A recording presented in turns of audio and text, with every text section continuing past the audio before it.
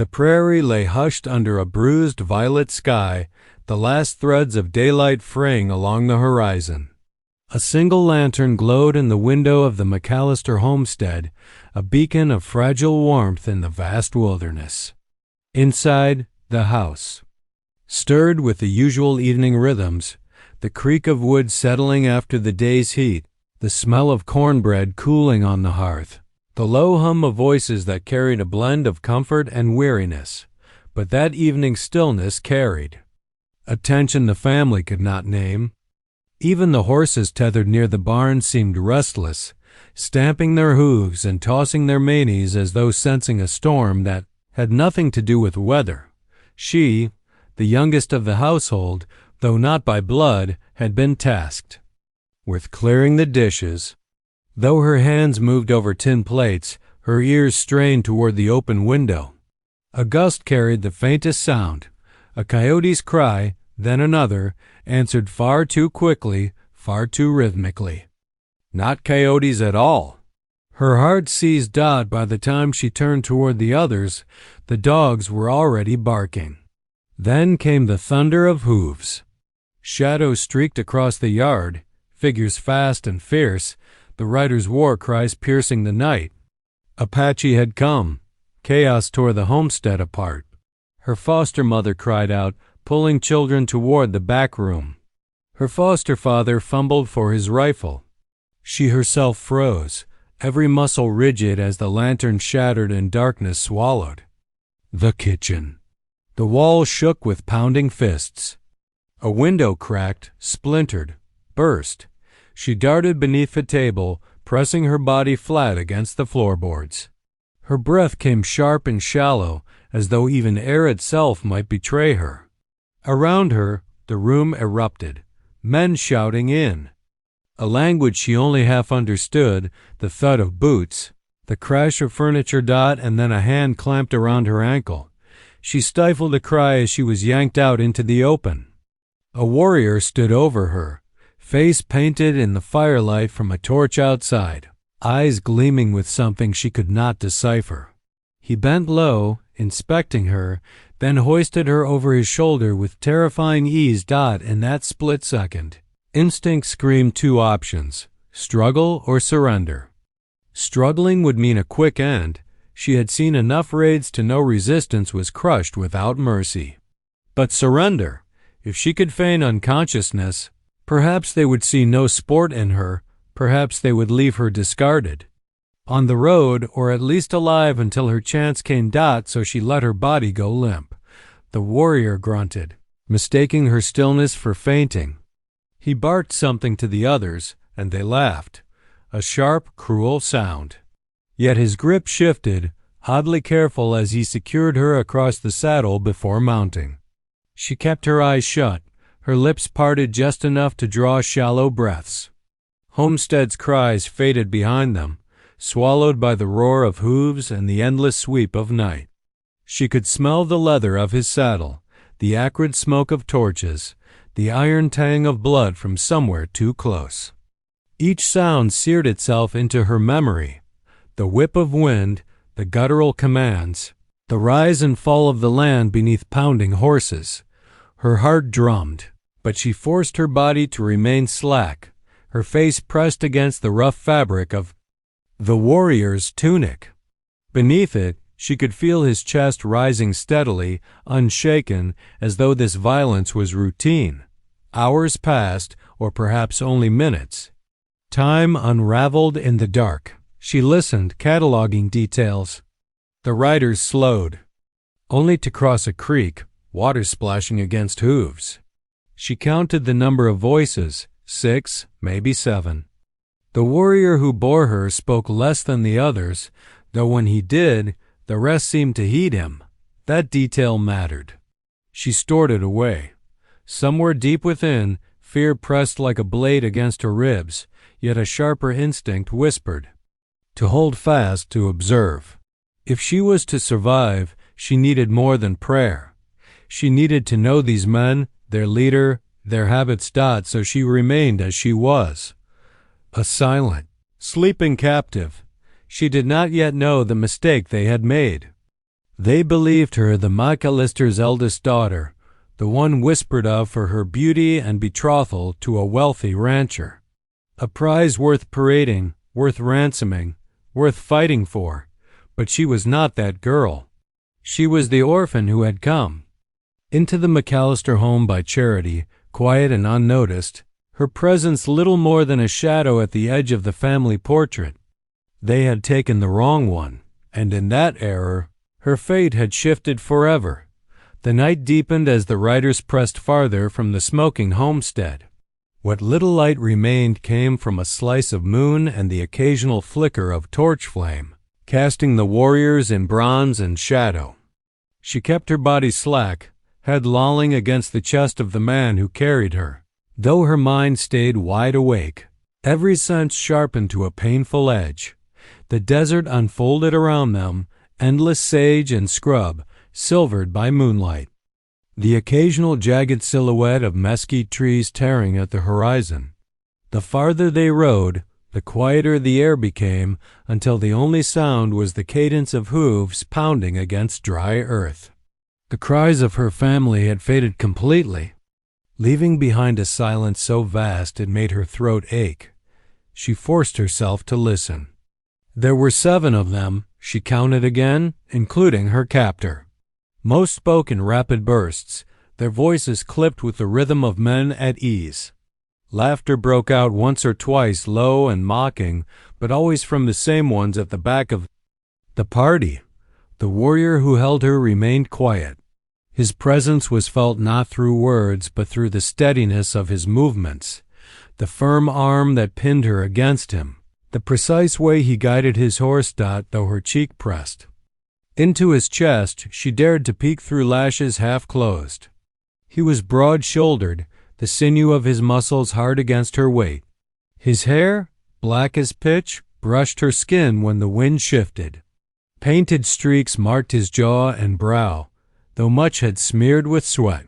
His eyes, when she caught a glimpse earlier, had been like chips of flint, cold but not unthinking. Hours passed like this. The cold of night sank into her bones, her limbs stiffening, but she did not stir. The longer she kept her ruse, the more convincing it would seem. Yet the effort of feigning unconsciousness brought its own torment. She longed to shift, to breathe deeply, to wipe away the grit clinging to her face. She dared not. At last, the group halted at a narrow canyon where stone walls rose on either side like the jaws of some sleeping beast. The riders dismounted, their boots crunching against gravel.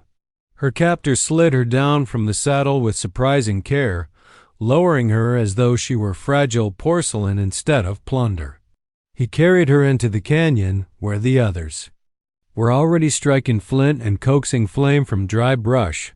She lay limp in his arms, hard hammering as they passed the fire. The other warriors glanced her way, some smirking, some indifferent. She caught words in their tongue, not all, but enough. The chief's son, prize, rancher's daughter. So it was true. They believed she was the eldest McAllister girl. A pang of guilt tore through her. The real daughter had escaped. She prayed, but if so, it was her own face the Apache would use as leverage. The warrior lowered her onto a bed of hides near the fire's glow.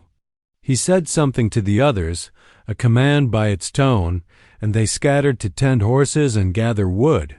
He crouched beside her, staring at her face in the flickering light. She willed her breath slow and even, lashes still, body heavy. His hand hovered once, as though he might test whether she truly slept, but then withdrew.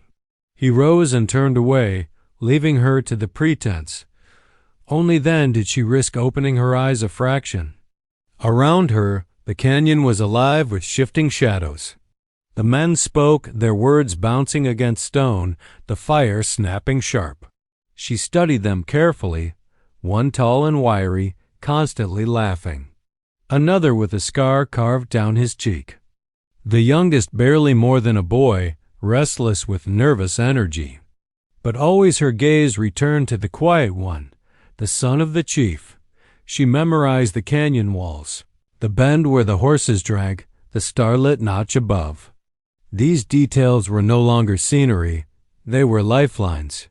If escape ever came, she would need every landmark etched into her mind. Her stomach growled, but she swallowed it back. Hunger was a smaller enemy than fear. She closed her eyes again, slipping back into her mask of helplessness, and yet, in the depths of her silence, something unexpected stirred. For though terror bound her tightly, curiosity pressed at its edges. Who was this man who carried her so carefully while his companions treated her as little more than a jest? Why did his presence feel more like gravity than menace? The canyon echoed with laughter and firelight. She, pretending to sleep, felt the truth settling over her. She was no longer a girl of the homestead, no longer sheltered by the walls that had once kept her safe. She was adrift in a world as wild and unforgiving as the land itself, a world where every choice, every heartbeat would shape her survival. And the first heartbeat that mattered was the one she could hear, steady and strong from the chest of the man who had taken her. Dawn spilled slowly into the canyon, bleeding pale gold across the sandstone walls. Smoke drifted upward from the embers of the fire, carrying the smell of charred wood and sage. She lay still on the bed of hides, eyes closed, limbs arranged in their practiced limpness. But inside, she was awake. She had not truly slept since the raid. The warriors stirred around her, voices low, movements efficient. They saddled horses, tightened straps, and bound packs with the ease of men who had repeated the ritual 1,000 times. Among them, her captor moved with a quiet authority that set him apart. Even without words, the others seemed to orient themselves to him, watching, waiting. When he lifted a hand, they obeyed. When he set his gaze on the canyon mouth, the others followed. It was then she understood. He was not simply a warrior. He was the chief's son. The realization struck her like cold water. This was not a man acting on his own desire or whim. He was a symbol of leadership, of expectation.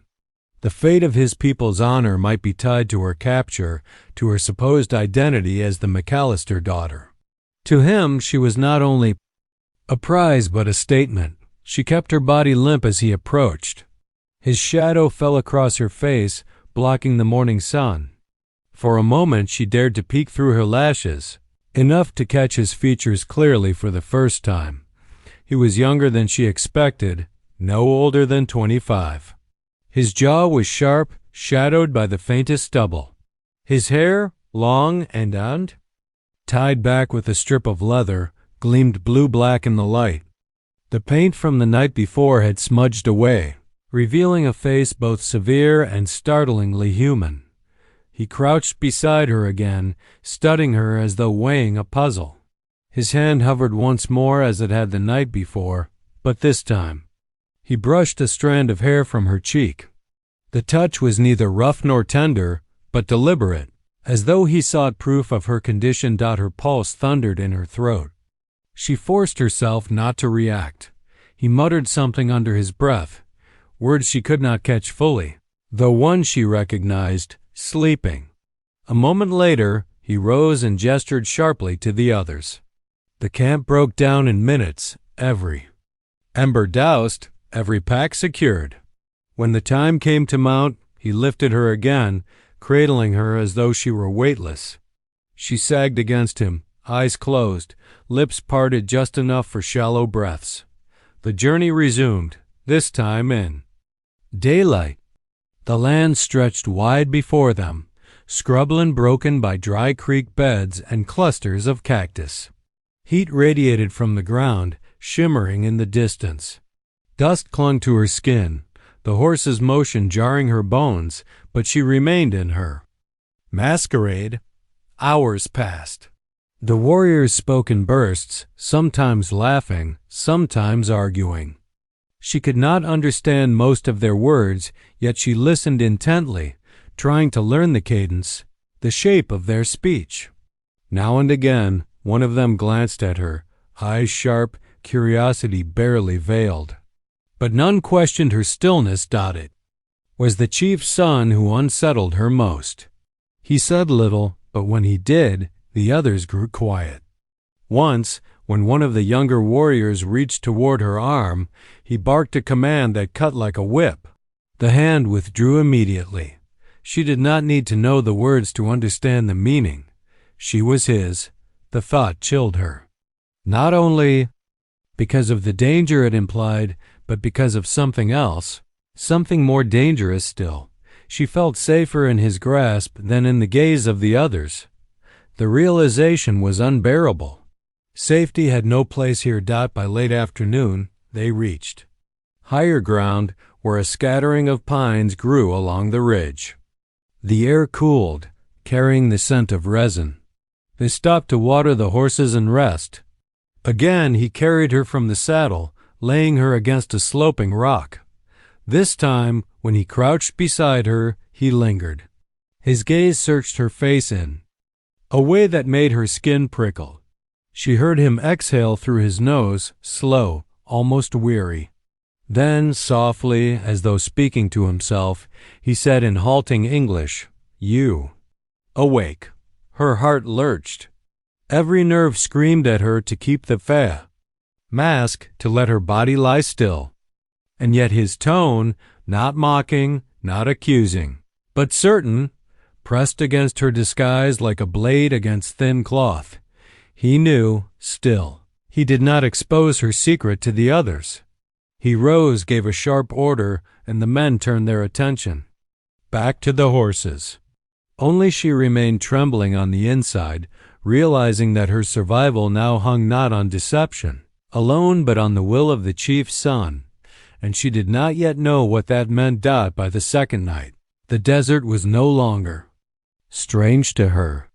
Its vast silence had seeped into her bones, turning every heartbeat into a drum, every breath into an act of stealth. She still played her role of the fainted captive, but inside, she began to understand that survival meant more than lying still. It meant watching, learning, bending with the wind like the mesquite tree rather than breaking like brittle wood. The Apache warriors moved like shadows, disciplined and unflinching. Around the fire, they spoke in bursts of their language, words sharp and guttural, occasionally softened by laughter. She knew only fragments, but her ear had sharpened since the raid. She pieced together meaning from tone, from gesture, from the ripple of reaction in the group. Every night, she stored those fragments like precious stones, hoping one day they would form a path to freedom. Her captor, the chief's son, remained her greatest puzzle. He was not cruel. He did not strike her, nor did he treat her roughly as the others sometimes treated their horses or each other.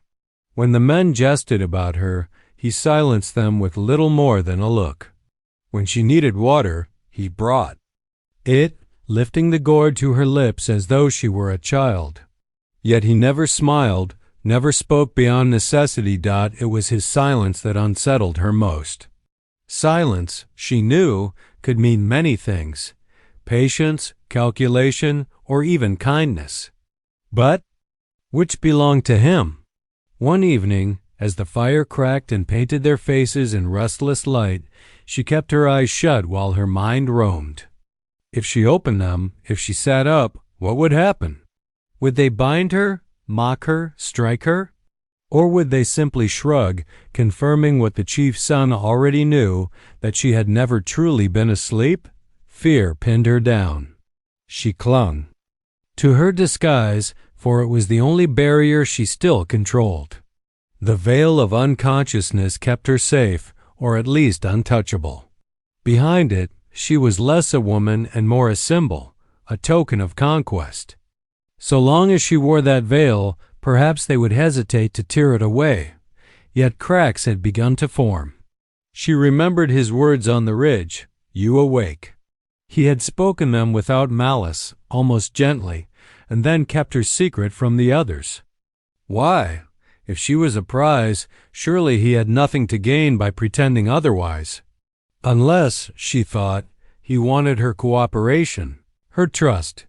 The idea unsettled her more than captivity itself. That night, as she lay on the hides near the fire, she listened to the men's breathing as they fell into sleep.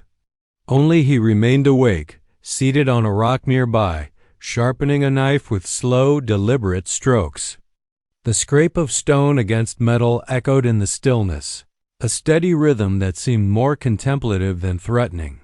Her eyes flickered open, just for a moment, just enough to glimpse his profile outlined against the starlight.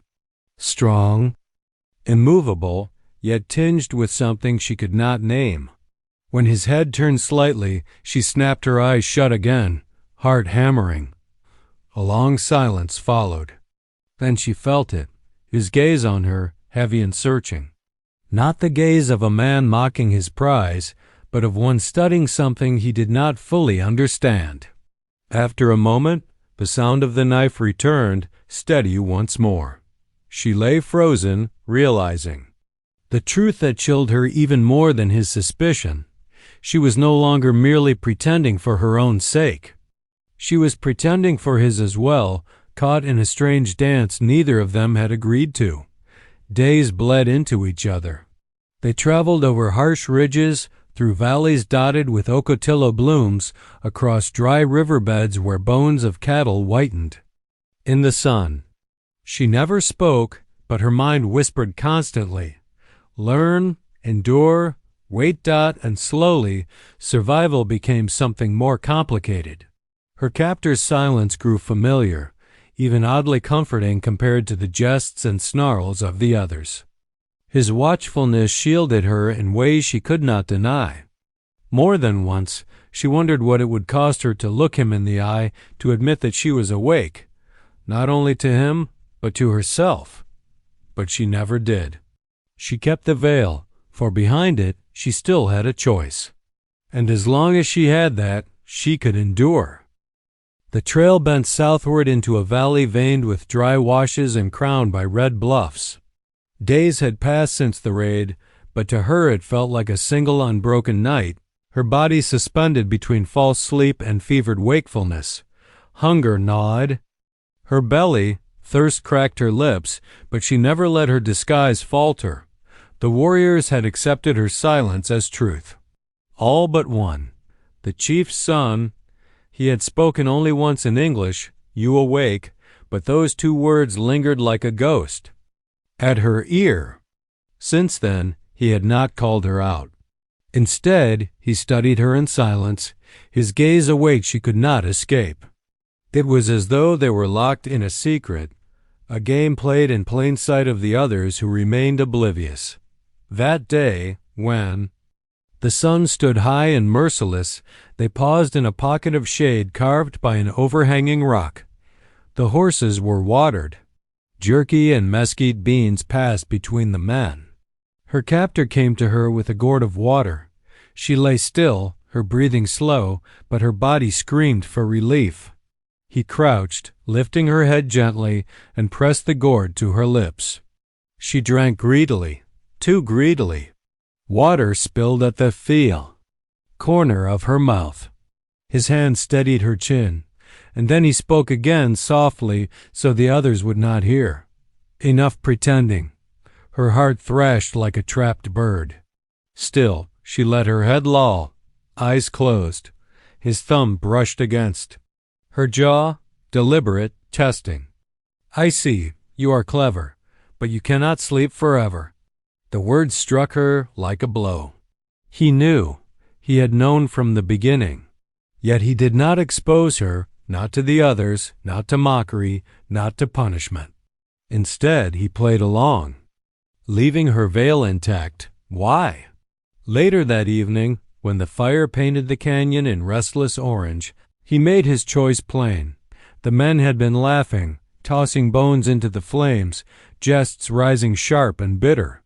One of them, the scarred warrior, made a crude motion toward her, muttering words she did not understand but whose meaning needed no translation. Laughter erupted. Before she could even tense, the chief's son was on his feet. His voice rang out like a whip crack. The laughter died. The scarred man sneered, but did not rise. Whatever challenge had sparked was swiftly extinguished by the look in the younger man's eyes, a look that held the authority of a chief's blood. The others returned to their talk, subdued. He sat down again, close enough that the edge of his shadow brushed her. For a long moment neither of them moved.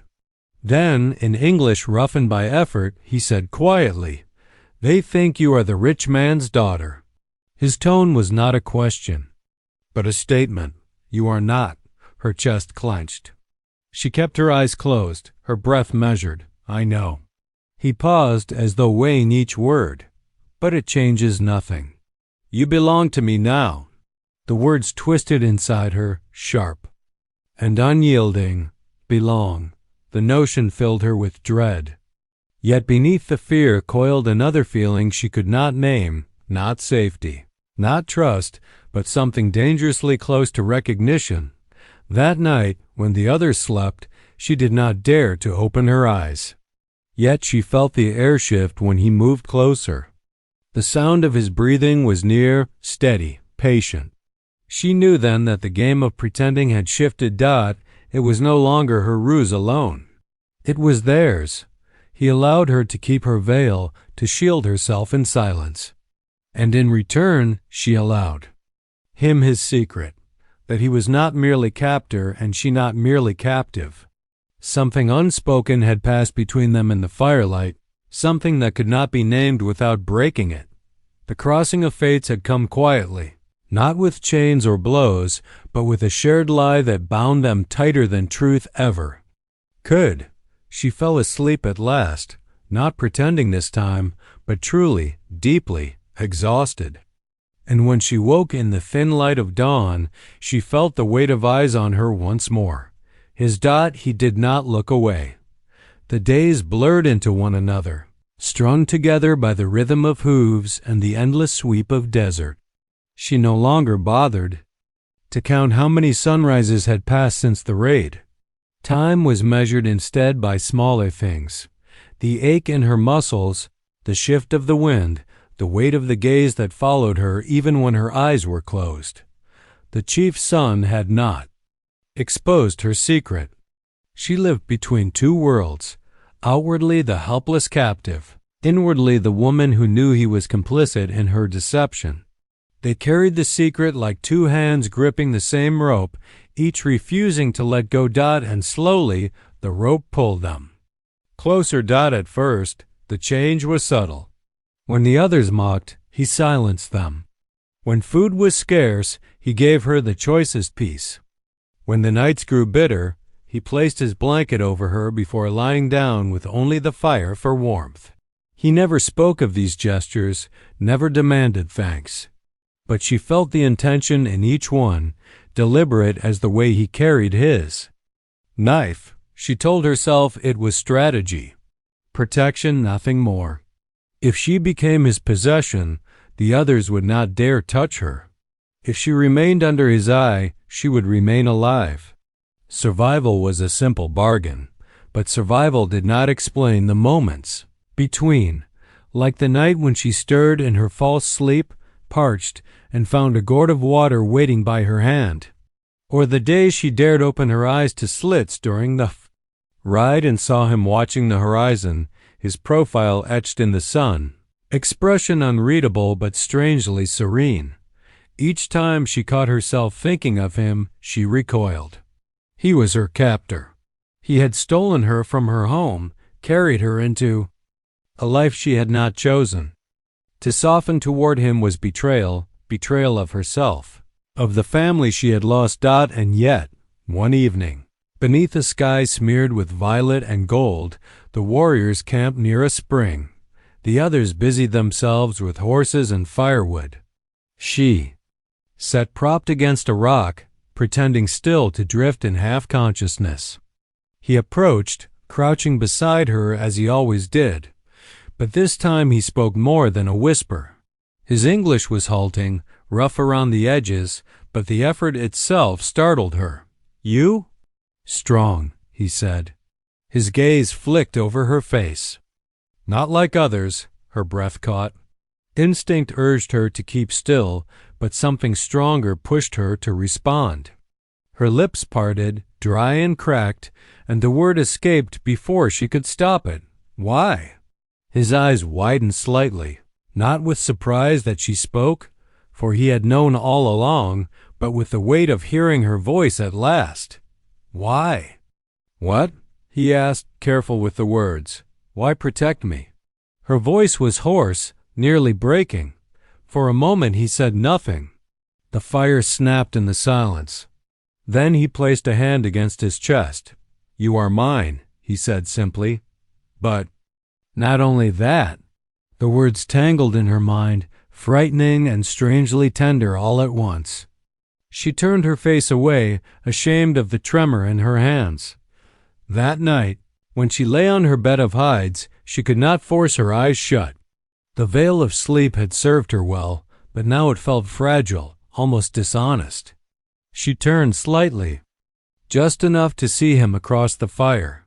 He sat as always, keeping watch, the knife in his hands catching the glow. Their gazes met. It lasted only a heartbeat, but in that heartbeat, something passed between them, something dangerous, undeniable. She knew the truth then.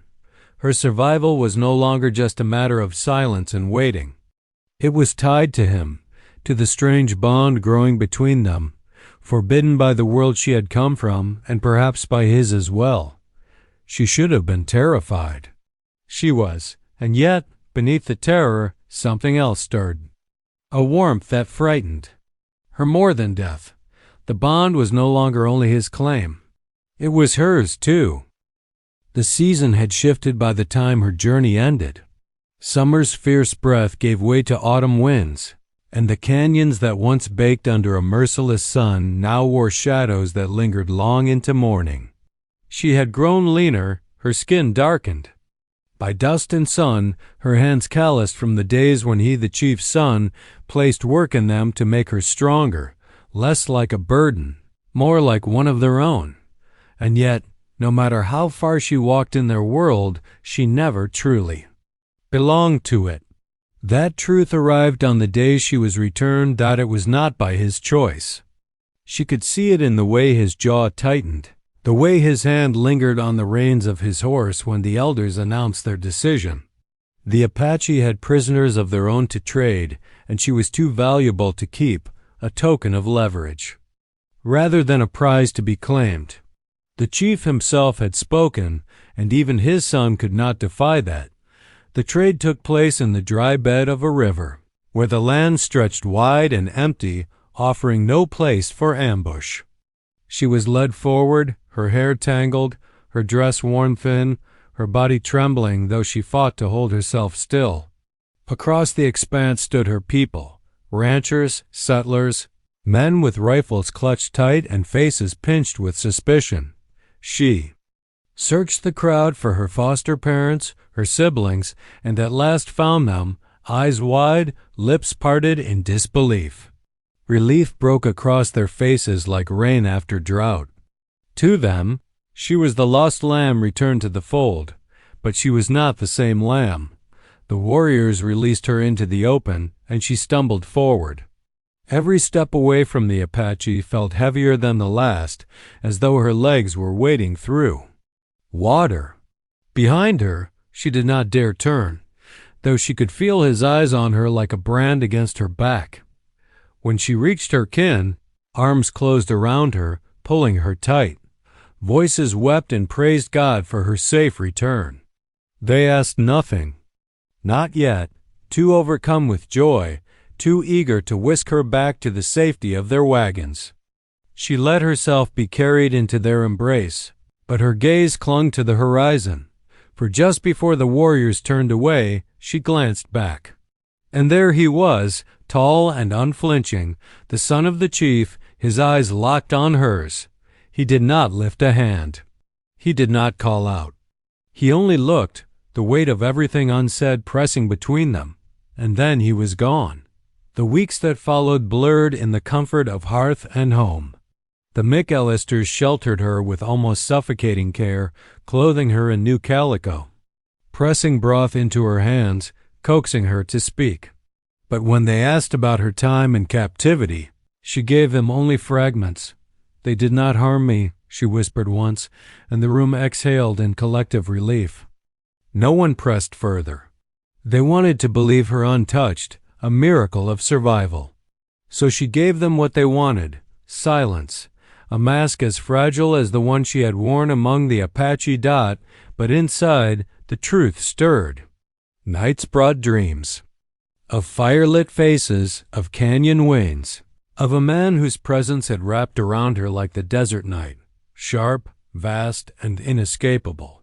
She woke with tears on her cheeks, with a hollow ache she could not explain. Then came the first sign. It was subtle at first, fatigue heavier than usual, a strange flutter in her belly, a monthly rhythm that failed to return. Fear clawed at her chest, but when she pressed her hands against herself, she knew. Life had taken root inside her. A child, his child. Panic gripped her. Her family would never understand, her neighbors even less. To them, the Apache were demons, not men. To admit she carried the son of their enemy would be to brand herself in shame, to condemn the child before it ever drew breath. So she swallowed the secret, the way she had swallowed so many truths before. She smiled when they fussed over her. She bowed her head when they prayed for her deliverance. But beneath her heart, the truth grew, undeniable and alive. She had been returned to her people. Yet part of her had never left the canyon. Winter settled, hard on the plains. Frost crept across the windows of the McAllister homestead, etching white veins into the glass. Snow crusted the earth outside, muffling every sound, pressing the world into stillness. Inside, the fire roared, casting the rooms in warmth. But she felt no warmth in her bones. Her belly had grown round, heavy with the life she could no longer hide. The women of the household whispered among themselves, nodding with knowing eyes. To them, the explanation was simple. Captivity had left its mark. They pitied her, praised her bravery, prayed that the child might be spared the sins of its father, but none of them knew the truth. They thought she had been broken, forced, stripped of choice. They never guessed that she had lived in a silence. That was not only survival, but also complicity. That in the firelight, beneath the endless stars, she had looked into the eyes of the man they called enemy and found something neither of them could name. She let them believe their version. It was easier than explaining the unexplainable, safer than confessing what her heart carried along with the child. Night, alone in her small chamber, she laid her hands against her swelling stomach. Sometimes the child stirred, a flutter beneath her ribs, a reminder that what had passed in the canyon was not a dream. Each movement was both a comfort and a wound. She whispered to the life inside her, words of apology, words of promise, words she dared not speak aloud in the daylight. "You are not a mistake," she breathed once, tears slipping down her cheeks. "You are mine and his." The weight of those words threatened to crush her. His, the chief's son. The man who had taken her from her family, who had carried her across deserts and rivers, who had silenced the others with nothing but a glance. The man whose silence had spoken more than words, whose eyes had burned into hers at the moment of her return. She wondered if he thought of her still. Did he remember the girl who had pretended to sleep? Did he know she carried his child far from the canyon, in a world that would never accept what they had shared? Or had he returned to his people, his duties, his future, letting her fade into the dust of a raid long past? The questions had no answers, but the child was answer enough. When the labor came, it came hard. The women gathered around her, their voices urgent, their hands firm. She clutched the sheets, cried out, and fought to bring forth the life that demanded entrance into the world. Hours blurred in a haze of pain and blood and prayer.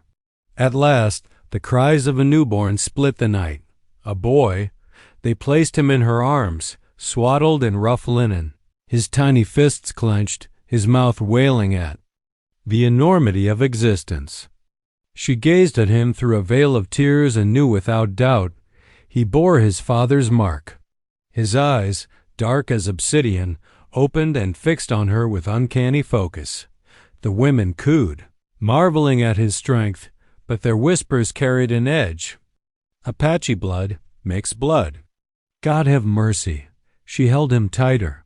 To her, he was no shame, no curse. He was proof of survival, proof of a bond forbidden but real.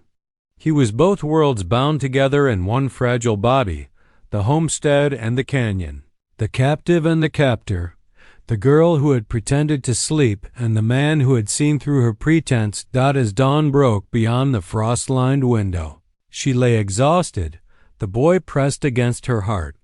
She knew the path ahead would be cruel, filled with suspicion and whispers, a life of being questioned and judged.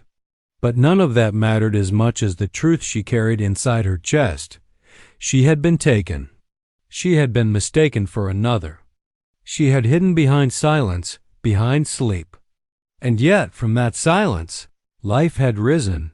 She kissed the boy's brow and closed her eyes. Whatever the world might call him, he was hers. And he was his.